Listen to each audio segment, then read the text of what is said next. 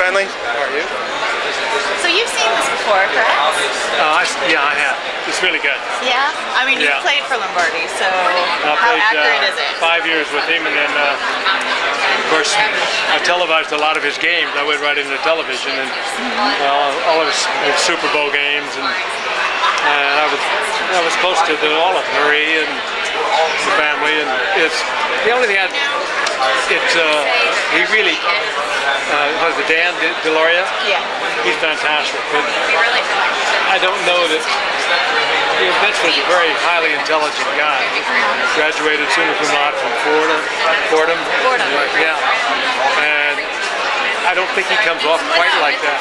He captures the sudden burst of anger, if you will. But he wasn't that way with us. He was later got to be that way in Green Bay. Paul Horning is a good friend of mine, and was a good friend of mine then. He went to Notre Dame, I went to SC, and we knew each other. He used to tell me, "What kind of madman did you send us?" And I couldn't figure it all out until I started working in television. I spent a lot of time in Green Bay because wherever the game was broadcast, we broadcast a lot of it was just Vince putting on a role as a head coach. That's how he saw a head coach, and obviously was successful. Frank, were you disappointed when Vince left the Giants? When Vince left the Giants, were you disappointed? I was personally, yeah. And had he waited another year, he wouldn't have left. Because nobody knew that Jim Lee Howell was going to retire. And when Vince went to Green Bay, I think it was 1955, and next year Jim Lee retired. And I know that Vince didn't know it, nobody knew it. And he actually tried to come back. Really? And he was interested in coming back. And Wellington Mara, who talked about it later, said that he was a real league person himself, that they could never do that, having once signed a contract, to break that contract and come back, even though he was so identified with the Giants. And he was very disappointed in that. So the first time they played him in, I think they beat him 48-0 or something like that. But he really trounced him.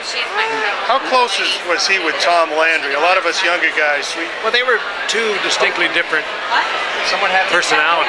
I mean, wildly different. Vinny was very flamboyant and gregarious. And Tom was very quiet. You would think he was almost shy. He never used two words if he could use one. Vinny would use the whole dictionary. You didn't know that back then? But they were great. They had great respect for each other. And I think they both learned a great deal from each other. Because later when we played down in Dallas, we were looking at things that we had done with the Giants when Lombardi was there. And there's no question about it. They learned a great deal from each other. He went up, when you watched, and later as I watched in television, I'd watch Vinny's defenses. They were just like Tom's. He loved the 4-3. They all played the 4-3, and they still do. But the sophistication that Tom brought to it, the next place you saw it was in Green Bay. Working with Vince as an assistant coach, did you get an inkling of how great a head coach he might become? Did that show through? I never really thought much about it. I thought he'd go into the restaurant business or something.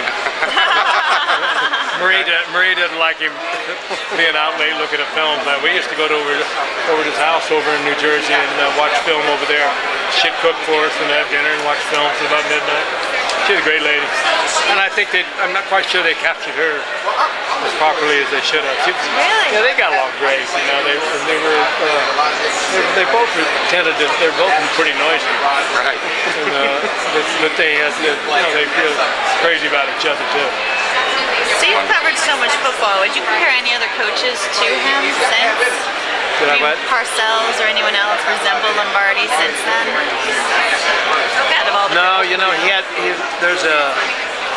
No, Parcells maybe. Yeah. But no, nobody was like him. Do you think he was very gregarious. He loved doing what he was doing. He loved standing up and talking in front of people. He loved life. And he went the whole way with it.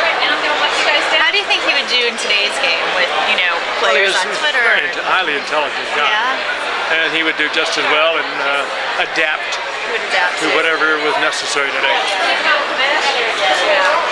And this is for the Player Care Foundation. Is there any kind of hot-button issue that hasn't been addressed by the Player Care Foundation that you think should be for retired players? Well, I think it's wonderful what they're doing. And there's no question they know. And, you know, I've had talks with Howie and all the people. We tried to do this years ago, and there's very little interest in it.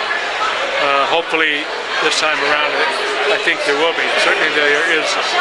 When I was playing, you know, there wasn't enough compensation for any of the players. You know, when I started playing.